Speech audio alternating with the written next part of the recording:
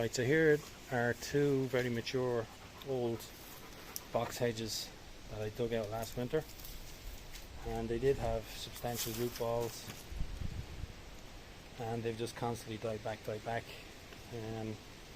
Even by trimming it back over the summer and watering it, it's just dying a slow death. So I had to take them out of the front verge and replace them with some small plants.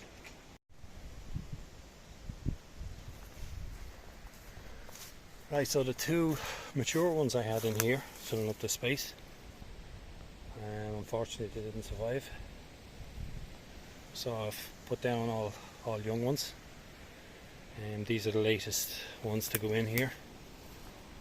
Okay, and again I've used the builder's bags, the gravel bags. You just cut your cross into the bag, slip it over your plant, and that's going to suppress weeds and stuff that you don't want coming up strangling your new hedge. And then just bark chips down to give it a nice look. But while I was cleaning this area out up here at the last one, when we moved in here over 20 years ago, there was a yucca in here, and we never did anything with it or tried to propagate it. So I took that out, but it's actually buried under this tree here. This I think it's an ash tree, and I couldn't dig it out, so very roughly chopped up bits that I could get out and killed off the butt of it that was left in there. Right, so last winter, with the pieces that I chopped out, I took stuck them into compost, just old compost, and this one is probably the poorest of them all. I haven't done anything with them at all, haven't really taken care of them. This one looks nice and healthy. Here's another one here.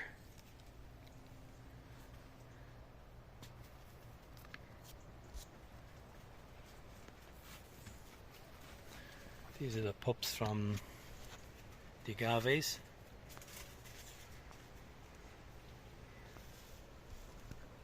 The Charlie Boy Cordeline's coming back.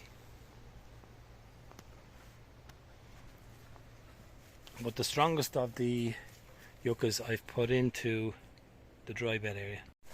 Lots of weeds. One thing I'm after finding with the dry bed, when you put the stone and gravel down, it's just the perfect medium for the seeds of weeds or anything to come in and just propagate themselves. But anyway, here's a free yucca.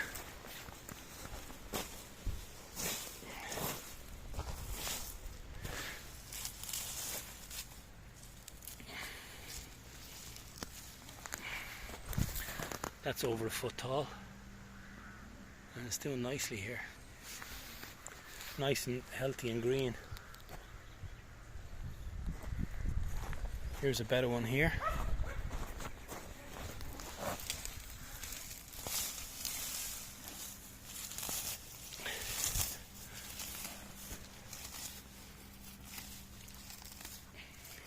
I'm not too sure what type of yucca it is.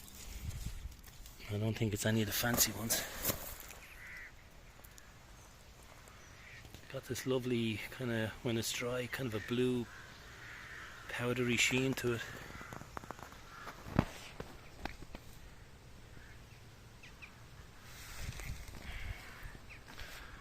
Lovely strap leaves on it. Here's another one over here. Looks like it's multi-stemming out of the ground from this little stump. So we got 1, 2, 3, Looks like 4 or 5 growth points. So, free plants from the mother plant outside. So it's nice when you can continue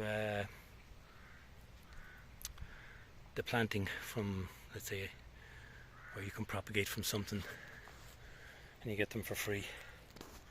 So free yucca. Here's another yucca here, a variegated type, and it hasn't shown any kind of ill effect or ill health by being put out here. Again, the real leather strap-like, plastic-like leaves. So it's in a lot of gravel there, so there should be good drainage. And this is a different type here, purpurea.